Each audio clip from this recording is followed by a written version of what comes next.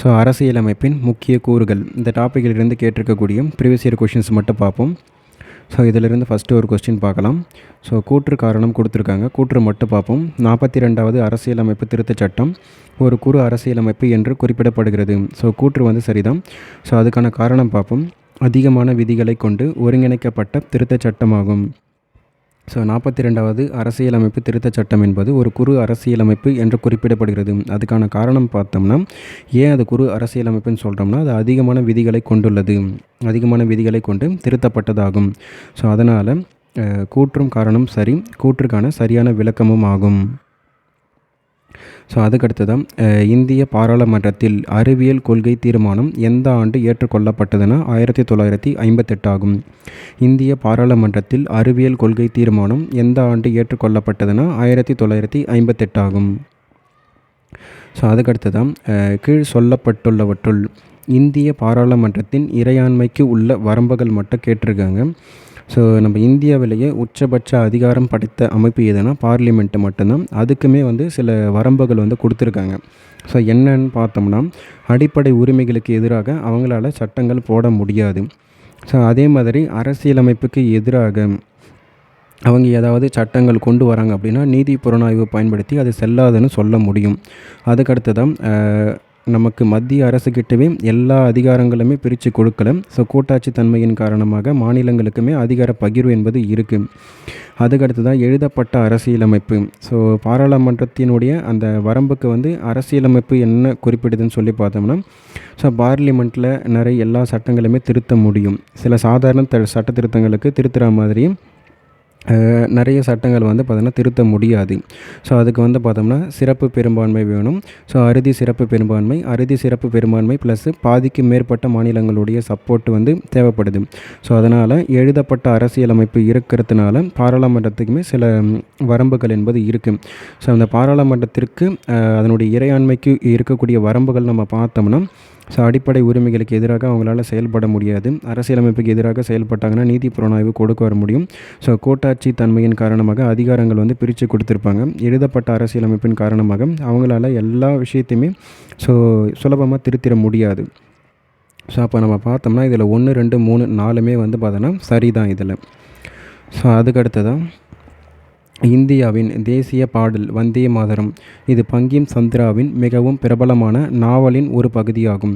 So இது வந்து பங்கிம் சந்திரா அவர் வந்து எழுதிய நாவல் தான் ஆனந்த மடம். இந்த நாவலில் இருந்து தான் வந்தே மாதரம் என்ற ஒரு தேசிய பாடலை எடுத்திருப்பாங்க. ஸோ அதுக்கடுத்ததான் இந்தியாவின் தேசிய கொடியை பின்வருவனவற்றுள் யார் வடிவமைத்ததுன்னா பிங்காலி வெங்கையா தான் வடிவமைச்சிருப்பார். இந்தியாவின் தேசிய கொடியை வடிவமைத்தவர் யாருன்னா பிங்காலி வெங்கையாவாகும். ஸோ அதுக்கடுத்து தான் இந்தியாவின் தேசிய நீர்வாழ் உயிரினம் எதுனா ஆற்று டால்ஃபின் ஆகும். இந்தியாவின் தேசிய நீர்வாழ் உயிரினம் எதுனா ஆற்று டால்ஃபின். ஸோ அதுக்கடுத்ததாக வந்து ஒரு பொறுத்துக்க கொடுத்துருக்காங்க. அமெரிக்க அரசியல் சாசனத்திலிருந்து நம்ம பெறப்பட்டதுன்னு பார்த்தோன்னா உச்சநீதிமன்ற நீதிபதிகளை பதவி நீக்க முறை என்பது அமெரிக்க அரசியலமைப்பிலிருந்து தான் பெறப்பட்டிருப்போம். அமெரிக்க அரசியலமைப்பு சாசனத்தில் இருந்து உச்சநீதிமன்ற நீதிபதிகளை பதவியிலிருந்து நீக்கும் முறை பெறப்பட்டது. அதுக்கடுத்ததாக ஜெர்மனியின் வெய்மர் அரசியல் சாசனத்தில் இருந்து நெருக்கடி காலத்தில் அடிப்படை உரிமைகளை நிறுத்தி வைத்தல் எங்கேருந்து பெறப்பட்டிருப்போம்னா ஜெர்மன் கான்ஸ்டியூஷன்லேருந்து தான் நம்ம கொண்டு வந்திருப்போம். அதுக்கடுத்ததாக பிரிட்டிஷ் அரசியல் சாசனத்திலிருந்து ஒற்றை குடியுரிமை வந்து பெறப்பட்டிருப்போம். ஒற்றை குடியுரிமை என்பது பிரிட்டிஷ் கவர்மெண்ட்லேருந்து தான் நம்ம வாங்கியிருப்போம். அதுக்கடுத்ததான் ஐரிஷ் அரசியல் சாசனம் வந்து பார்த்தோம்னா பாராளுமன்றத்தின் மேலவைக்கு பிரதிநிதிகள் நியமனம். பாராளுமன்றத்தின் மேலவைக்கு பிரதிநிதிகள் நியமனம் என்பது ஐரிஷ் அரசியல் சாசனத்திலிருந்து பெறப்பட்டிருப்போம். அமெரிக்க அரசியல் சாசனத்திலிருந்து உச்சநீதிமன்ற நீதிபதிகள் பதவி நீக்கும் முறை வந்து பெறப்பட்டிருக்கும். ஜெர்மன் வெய்மர் அரசியல் சாசனத்திலிருந்து நெருக்கடி காலத்தில் அடிப்படை உரிமைகள் நிறுத்தி வைத்தல் வந்து பெறப்பட்டிருக்கும். பிரிட்டிஷ் அரசியல் சாசனத்திலிருந்து ஒற்றை குடியுரிமை என்பது பெறப்பட்டிருக்கும். ஐரிஷ் அரசியல் சாசனத்திலிருந்து பாராளுமன்றத்தின் மேலவைக்கு பிரதிநிதிகள் நியமனம் என்பது பெறப்பட்டிருக்கும். ஸோ அதுக்கடுத்து தான் நீதித்துறை செயல்பாட்டு முறை என்ற கூற்று அறிமுகப்படுத்தப்பட்டது டேஷில்னு சொல்லி கேட்டிருக்காங்க.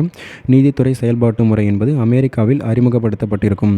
நீதித்துறை செயல்பாட்டு முறை என்பது அமெரிக்காவில் அறிமுகப்படுத்தப்பட்டிருக்கும். ஸோ அதுக்கடுத்ததாக சத்தியமேவே ஜெயதே வாய்மையே வெல்லும் முதலில் எந்த மொழியில் எழுதப்பட்டுள்ளதுன்னா தேவநாகரியில் தான் வந்து பார்த்தோன்னா எழுதப்பட்டிருக்கும். சத்தியமேவே ஜெயதே அதாவது வாய்மையே வெல்லும் ஸோ இந்த வந்து எந்த மொழியில் எழுதப்பட்டுள்ளதுன்னு சொல்லி கேட்டுக்கிறாங்க. அது தேவநாகரி அந்த மொழியில் தான் வந்து எழுதப்பட்டிருக்கும். ஸோ அதுக்கடுத்து தான் வந்தே மாதரம் என்ற பாடலை சமஸ்கிருதத்தில் இயற்றியவர் யாருன்னா பங்கிம் சந்திர சட்டர்ஜி ஆகும். வந்தே மாதரம் என்ற பாடலை சமஸ்கிருதத்தில் இயற்றியவர் யாருன்னா பங்கிம் சந்திர சட்டர்ஜி ஆகும். ஸோ அதுக்கடுத்ததாக தேசிய கொடியின் வடிவமைப்பை இந்திய அரசியல் நிர்ணய சபையால் டேஷ் அன்று ஏற்றுக்கொள்ளப்பட்டது. 22 ஜூலை 1947 தான் இந்த தேசிய கொடியை வந்து ஏற்றுக்கொண்டிருப்பாங்க. தேசிய கொடியின் வடிவமைப்பை இந்திய அரசியல் நிர்ணய சபையால் 22 ஜூலை 1947 அன்று ஏற்றுக்கொள்ளப்பட்டிருக்கும். ஸோ அதுக்கடுத்ததான் சத்தியமேவே ஜெயதே என்ற வாய்மையே வெல்லும். இது டேஷ் எழுத்து வடிவில் எழுதப்பட்டுள்ளதுன்னா தேவநாகரி மொழியில் தான் வந்து எழுதப்பட்டிருக்கும். ஸோ அதுக்கடுத்ததான் எந்த சட்டத்திருத்த சட்டம் இந்திய குறு அரசியலமைப்பு என அழைக்கப்படுகிறதுனா 42வது சட்டத்திருத்த சட்டமாகும்.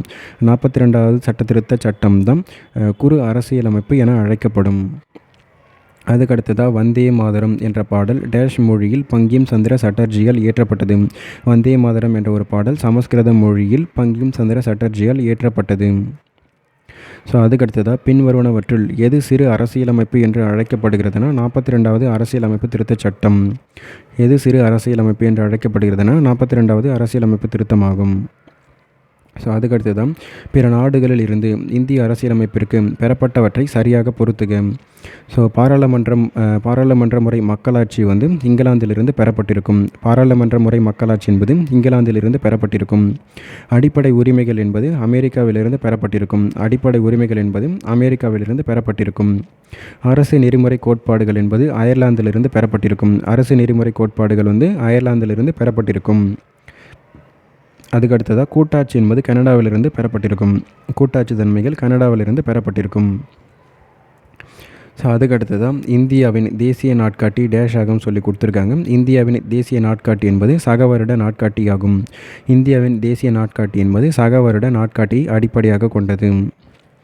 ஸோ அதுக்கடுத்ததான் உலகிலேயே எழுதப்பட்ட மற்றும் மிகவும் நீளமான அரசியலமைப்பு எதுனா ஸோ இந்தியாவுடையது தான். உலகிலேயே எழுதப்பட்ட மற்றும் நீளமான அரசியலமைப்பு யாருதுன்னா இந்தியாவது மட்டும்தான் இருக்கும். ஸோ அவ்வளோதான். இந்த டாப்பிக்கிலிருந்து கேட்கக்கூடிய கொஷின்ஸ் எல்லாம் பார்த்துட்டோம். ஸோ அடுத்த ஒரு டாப்பிக்கில் பார்ப்போம்.